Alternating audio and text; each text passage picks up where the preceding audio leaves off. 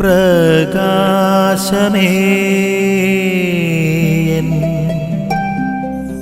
മിഴി തുറക്കുക വേഗം.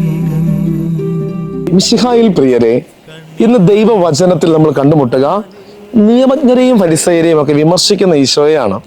കാപട്യം നിറഞ്ഞ ഒരു ആത്മീയത ഈശോ വെറുക്കുകയാണ്. അതേ സമയത്ത് ദേവാലയ ഭണ്ഡാരത്തിൽ ഏറ്റവും ഒരു ചെറിയ ഒരു നാണയത്തൊട്ടിടുന്ന വ്യക്തിയെ പോലും സ്നേഹിക്കുന്ന കർത്താവ്, വിധവയുടെ മനസ്സിനെ തിരിച്ചറിയുന്ന കർത്താവ്. അതായത് ബാഹ്യപ്രകടനങ്ങളെക്കാൾ ഉപരി എൻ്റെ ആന്തരികതയിൽ ചെയ്യുന്ന പ്രവൃത്തി, ഞാൻ എൻ്റെ ഉള്ളിൻ്റെ ഉള്ളിൽ എൻ്റെ ദൈവവുമായി എത്രമാത്രം ഒരു ആഴത്തിലുള്ള ബന്ധമുണ്ട് എന്നുള്ള ഒരു ചിന്തയാണ് ഇന്ന് വചനം നമുക്ക് നൽകുന്നത്. ബാഹ്യമായി നമുക്ക് ഒത്തിരി കാര്യങ്ങൾ പ്രകടനപരതയിൽ ചെയ്യാൻ പറ്റും.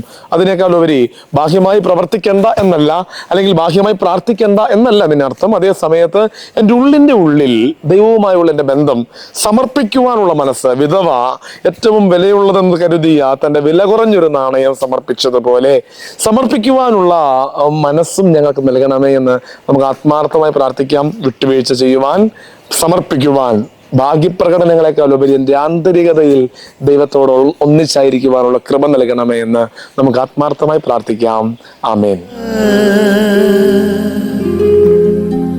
നിൻ വഴിയേ നടക്ക